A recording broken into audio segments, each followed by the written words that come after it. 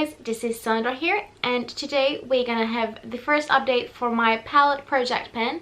So last time I said that I will either do bi-monthly updates or monthly updates depending on how much progress I have, and I don't think I'm gonna set like an actual time frame for it. Some months it might be only monthly, other months it might be a bi-monthly update.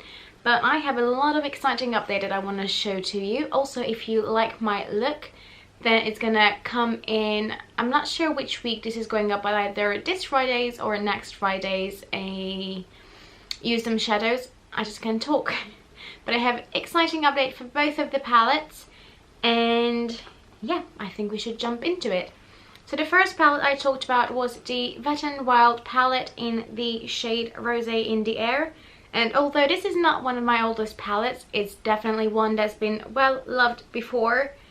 And I have an apology for you. So last month I had 3 pens in here, 2 in these 2 shadows and then 1 in the cream shadow. And the cream shadow I managed to use up, but I can't show it to you because I had the brilliant idea of, oh, let me just break up some of my shadows and put it in there as a new neutral color. And one of them was the pink Kiko shadow from my Roulette project pen that I didn't manage to use up.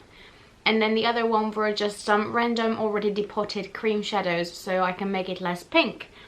And I decided to repress it in there so I can have a nice skin colored tone in case I need to blend it with something or I want to set my base or whatever.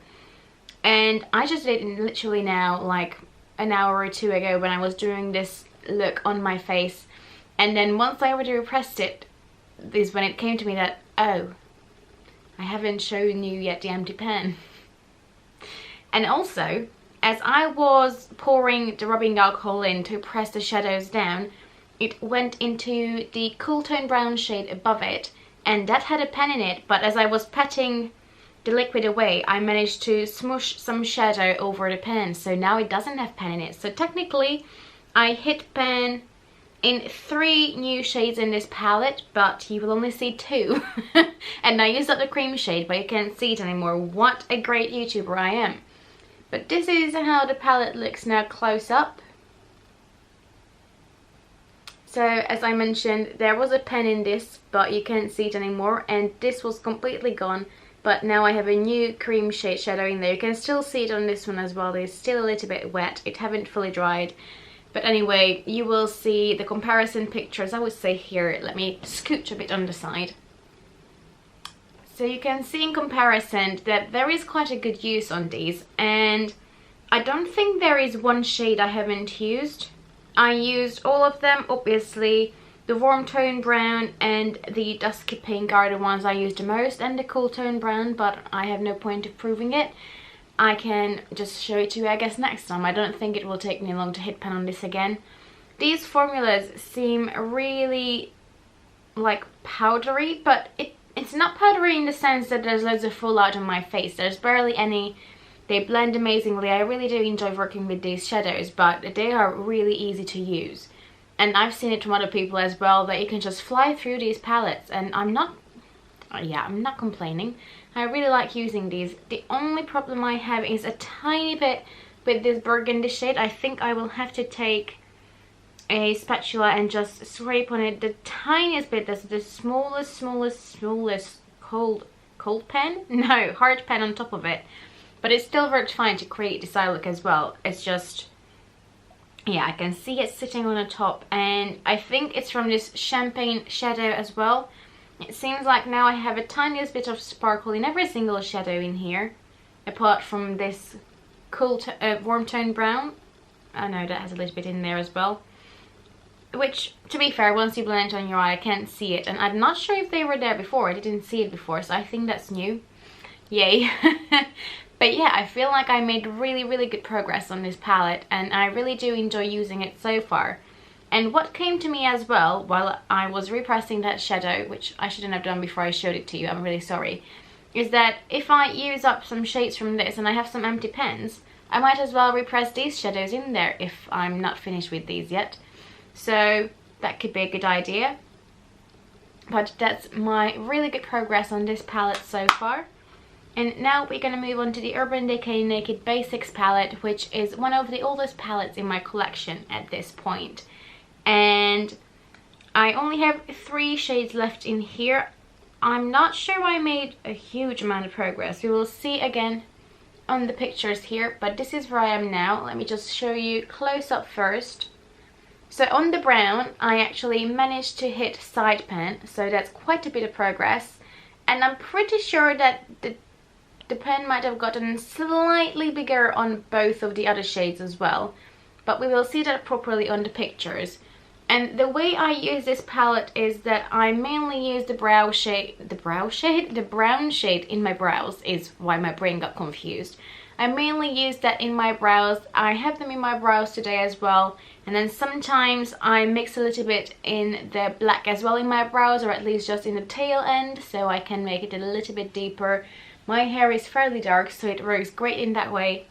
And then Venus, this light shade, I haven't used too often, but you know, I feel like that will be the most challenging for me, and it shouldn't be. It will be a really nice color to highlight. I don't know, I always forget, and then sometimes I feel like depending on what eye look I do, it's a bit too bright. So we'll see. That's the only shadow so far I seem to be struggling with. I obviously crave the black shadow. Blacks, I think, are shadows that we all need in our collection, but at the same time they always go fairly slow. So I think that will be progress, but really slow progress. But you know, it's progress nonetheless, so that's fine. What I thought as well with Venus, what I can maybe do, that next time I repress some cream shadow in this palette, I can maybe scrape a little bit of Venus in there as well, so it just gives it a little bit of lightness but not too much glitter, if that makes sense, because Venus is quite a glowy shade. Let me see if I can show it to you. It's right there. I'm not sure if the camera won't wash it out, but if I swatch it on the back of my hand, actually this might be quite nice as a highlighter on the cheeks. If you look at it on my hand there, see that little bit of a glow? It might be quite a natural glowy highlight, so that might be worth a try. Just because I'm so pale, it might just work. Yeah, now that I blended it out, I really like it. Well, there we go. Maybe I can use it as a cheek highlight. It will just be a bit harder to get in there, like I can get in there with a smaller brush. So that's my progress on this palette. Now obviously I feel like this one is a little bit slower, just because I don't use this dark of a color as many times. I've also used these a few times as an eyeliner, so you know, it is a progress. It's just a bit of a slower progress on this one than on this one, but again, the formula on the Wet n Wild palette makes it really easy to pen. And also, I don't feel like these pens are huge. Like, these palettes are really affordable, but the pens are not giant at all. But to be fair, if Wet n Wild would be cruelty free, based on this one palette, I would purchase more of them.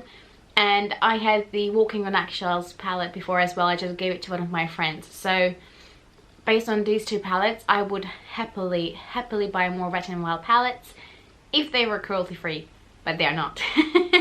But anyway, that's my progress update on these two palettes. So let me know what you think, and if you are penning any eyeshadow palettes at all.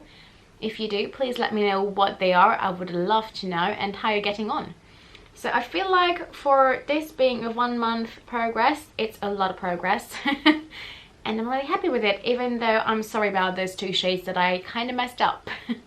I'm so sorry, but hopefully I will hit pan. I'm pretty sure I will hit pan on this brown again, the cool tone brown, because I just smooshed the smallest amount of brown on top of it now, I think. So it should be a nice progress for next time, and at least for sure I can show you pen. That's how I'm trying to look at it. But for now, I will stop blabbering and let me know what you think. I hope you enjoyed this video. If you did, please give it a thumbs up, and also please consider subscribing. It would mean so much to me. And if you do, press the little bell icon so it will notify you every time I send you a video. Well, no, every time I upload a video. And yeah, welcome to my channel. I can normally never talk, but I'm working on it. So for now I'm gonna go. I hope you had a lovely day and bye bye.